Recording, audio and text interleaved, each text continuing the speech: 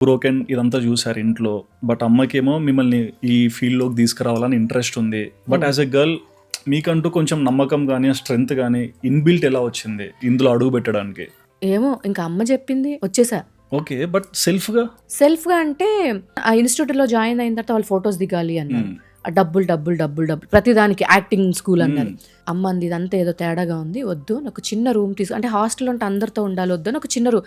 ఎక్కడైతే ఇన్స్టిట్యూట్లో ఉన్న అందరూ ఫ్రెండ్స్ అయ్యారో అందరూ వచ్చి వద్దా ఆంటీ మీరు అంజలిని బాగా చూసుకోండి, మీ ఫొటోస్ తీసుకెళ్తాం, ఏదైనా ఆఫీస్ ఉంటే అప్పుడు రండి మీరు అని చెప్తే ఇంకా అమ్మ ఆటోలోనే తీసుకెళ్ళి, బస్ కూడా ఎక్కిచ్చేది కాదు, మాకు తెలియదు కదా, ఉన్న డబ్బులన్నీ అలా పెడతా ఉండేది.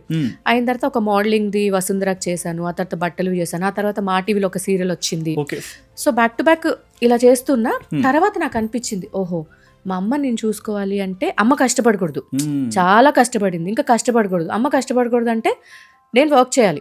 ఏదైతే ఇప్పుడు నేను డాక్టర్ అయినా సంపాదించాలి, డబ్బులు ఇక్కడే వస్తున్నాయి, ఇంకా ముందే వస్తున్నాయి. సో అమ్మని బాగా చూసుకోవాలి. దీనికోసం నేను ఏం చేయాలి? ఎక్కడన్నా ఎవరన్నా కాస్ట్యూమ్ వాళ్ళు చీర కడతా అంటే కట్టకూడదు, నేనే నేర్చుకోవడం సెల్ఫ్గా.